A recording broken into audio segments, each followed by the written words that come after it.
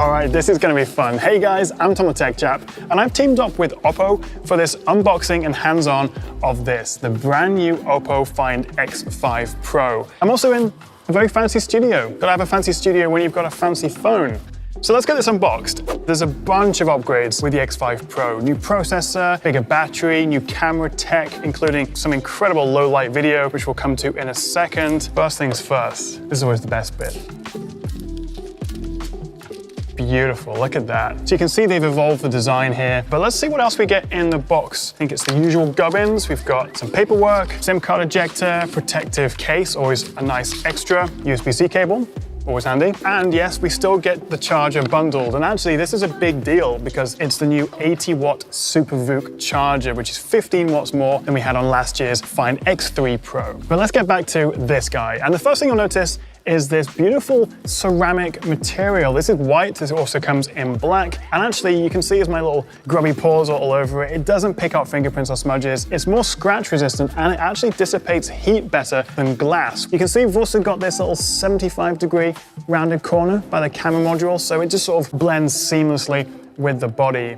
And actually, one really nice little feature is these camera lenses are a little bit recessed into the module. They call it their crater design, which they've upgraded, which protects them. I think it's such a smart idea. Now, around the front, as you can see, we have this big 6.7-inch screen, selfie camera in the top left corner, protected by Gorilla Glass Victus, and also we get IP68 dust and water resistance. Stereo speakers, dual SIM, 5G of course. We also get this built-in optical fingerprint reader, Face ID as well.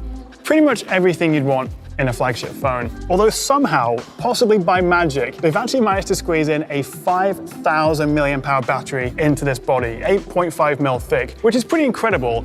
It's down to using a new dual cell battery technology, but that's only part of the story because then when I bring back this guy, the 80-watt SuperVOOC charging, so you can actually get up to about 50% of your battery in just 12 minutes. We also get wireless charging, AirVOOC, and if you pair it with one of Oppo's stands, you can actually fully top up the phone in just 47 minutes wirelessly, which is pretty impressive. Now, speaking of power, this is actually one of the first flagship phones to come running Qualcomm's latest Snapdragon 8 Gen 1 processor. So we'll get a nice little extra boost in performance with this, and that's paired with up to 256 gigs of storage and 12 gigs of RAM, although you can actually boost that RAM using some of the storage up to 19 gigs.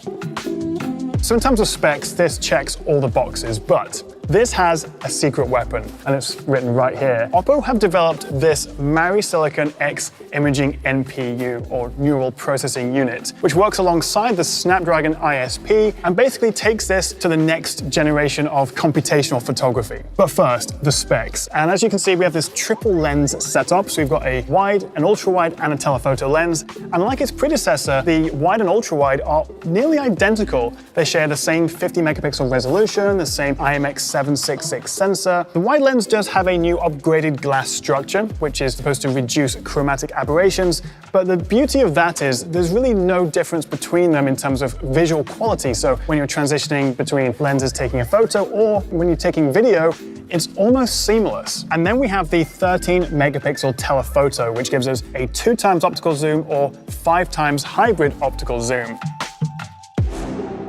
One of the best features of the X5 Pro, though, is if I jump into the camera... Power cut, apparently. Very convenient, but here we are. And actually, this is a really good opportunity to talk about the secret weapon on this guy. With this phone, when it detects the brightness is around 20 lux or so when you're out and about at night, it'll automatically switch to ultra night video mode, and then you can set to shoot in 4K. And while I fix the power, maybe we can go outside and put this to the test.